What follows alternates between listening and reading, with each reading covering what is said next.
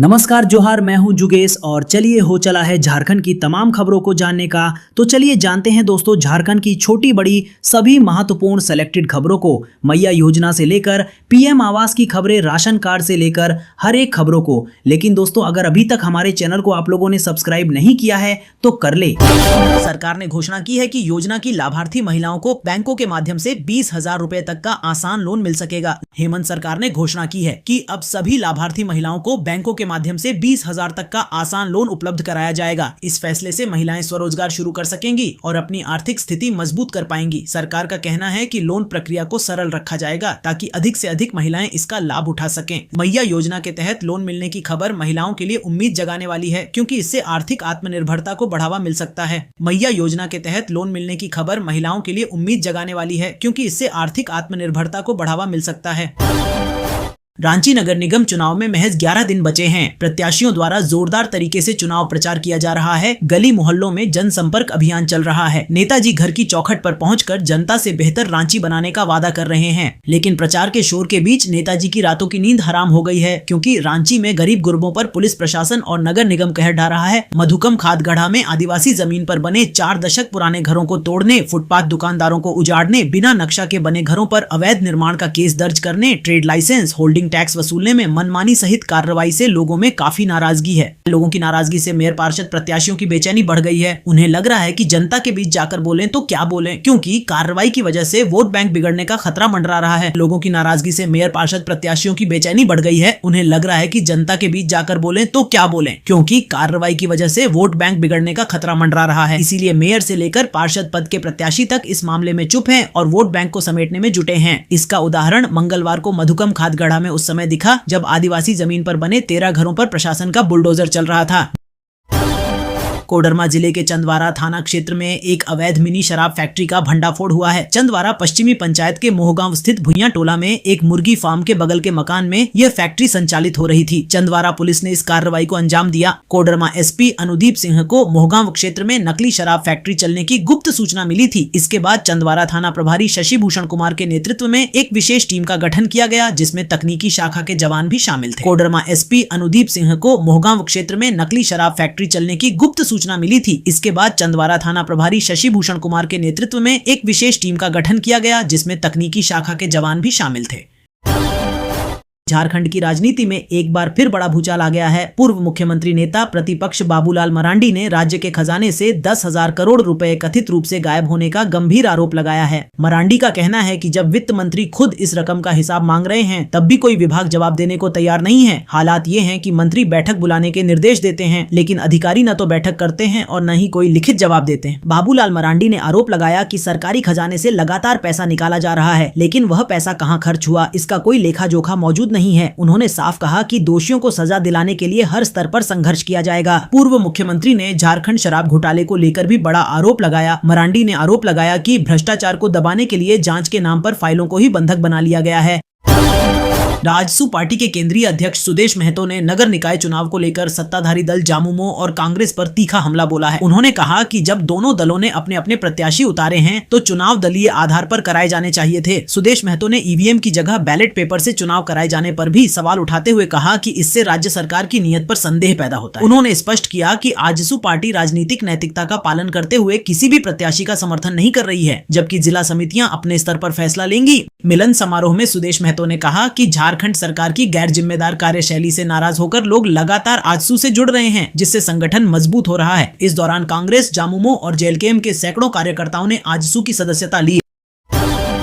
राजधानी रांची में नगर निगम चुनाव का माहौल गर्मा गया है। इस बार चुनावी तस्वीर बदली बदली नजर आ रही है, क्योंकि मैदान में पुरुषों से ज्यादा महिलाएं सक्रिय दिख रही हैं। घर की देहरी लांघकर अब आधी आबादी शहर की सरकार में हिस्सेदारी का दावा कर रही है। नगर निगम चुनाव में महिलाओं की भागीदारी लगातार बढ़ी है। वर्ष 2008 में कुल प्रत्याशियों में महिलाओं की हिस्सेदारी सिर्फ 32% थी। वर्ष 2013 में यह बढ़कर 41% हो गई। वहीं वर्ष 2018 में महिला प्रत्याशियों की संख्या 44.56% तक पहुंच गई। यह आंकड़े साफ बता रहे हैं कि रांची की राजनीति में महिलाएं अब सिर्फ वोटर नहीं बल्कि मजबूत दावेदार बन चुकी हैं।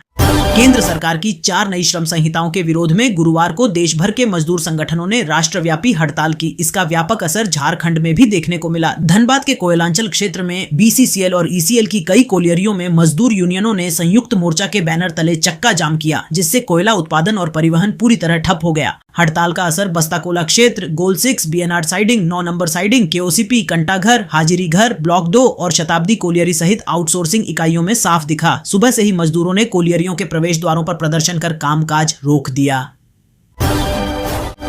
पश्चिमी सिंहभूम जिले के सारंडा क्षेत्र में नक्सलियों की एक बार फिर खतरनाक करतूत सामने आई है। तिरिल पोसी जंगल में लगाए गए IED विस्फोटक की चपेट में आने से 2 ग्रामीण गंभीर रूप से घायल हो गए। घटना की पुष्टि पश्चिमी सिंहभूम के पुलिस अधीक्षक अमित रेणु ने की है। एसपी के मुताबिक यह घटना देर शाम अंधेरा होने के बाद हुई, जिस वजह से मौके की स्थिति पूरी तरह स्पष्ट नहीं हो सकी। उन्होंने बताया कि पुलिस और सुरक्षा बल मौके पर सक्रिय हैं और घायलों को तत्काल प्राथमिक उपचार दिलाने की कोशिश की जा रही है। जानकारी के अनुसार तिरिल पोसी गाँव के ग्रामीण लकड़ी और पत्ते लाने जंगल गए थे, तभी वे विस्फोट की चपेट में आ गए। घटना के बाद पूरे इलाके में दहशत फैल गई है। पुलिस ने जांच शुरू कर दी है और आसपास के इलाकों में सघन तलाशी अभियान तेज कर दिया गया है। झारखंड विधानसभा में संपन्न होने वाले विधायी कार्यों को पेपरलेस करने की शुरुआत हो गई है। बुधवार को इस कड़ी में मुख्यमंत्री हेमंत सोरेन एवं विधानसभा अध्यक्ष रविंद्रनाथ महतो की मौजूदगी में राज्य सरकार के मंत्रियों और विधायकों को टैब सौंपे। मुख्यमंत्री हेमंत सोरेन ने कहा कि राज्य गठन के 25 वर्ष पूरे हो चुके हैं और झारखंड अब धीरे धीरे बेहतर दिशा में आगे बढ़ रहा है। अध्यक्ष झारखंड विधानसभा के प्रयासों से विधानसभा के कार्य डिजिटल एवं पेपरलेस प्रणाली की ओर अग्रसर हो रहे हैं। झारखंड में फिलहाल मौसम शुष्क बना रहेगा। मौसम विज्ञान केंद्र रांची की ओर से जारी ताजा पूर्वानुमान के अनुसार राज्य के अधिकांश जिलों में सुबह के समय हल्का कोहरा या धुंध छाई रहेगी, जबकि दिन चढ़ने के साथ आसमान मुख्यतः साफ रहेगा। अगले कुछ दिनों तक कहीं भी बारिश या वज्रपात की कोई संभावना नहीं है। मौसम विभाग के अनुसार राज्य में न्यूनतम तापमान में पहले 2 से 3 डिग्री सेल्सियस तक बढ़ोतरी होगी। इसके बाद फिर करीब 2 डिग्री की हल्की गिरावट दर्ज की जा सकती है। दिन में हल्की गर्मी और सुबह शाम ठंडक का एहसास बना रहेगा। मौसम विभाग के मौसम वैज्ञानिक अभिषेक आनंद ने बताया कि बीते 24 घंटे में राज्य के किसी भी हिस्से में बारिश दर्ज नहीं की गई। इस दौरान अधिकतम तापमान में हल्की बढ़ोतरी और न्यूनतम तापमान में कई जगह गिरावट देखी गई। वहीं चाईबासा में ही न्यूनतम तापमान में 3.8 डिग्री की उल्लेखनीय गिरावट दर्ज की गई। पिछले 24 घंटे में सबसे कम न्यूनतम तापमान गुमला में 5.5 डिग्री सेल्सियस रहा, जो हमेशा की तरह राज्य का सबसे ठंडा इलाका बना रहा।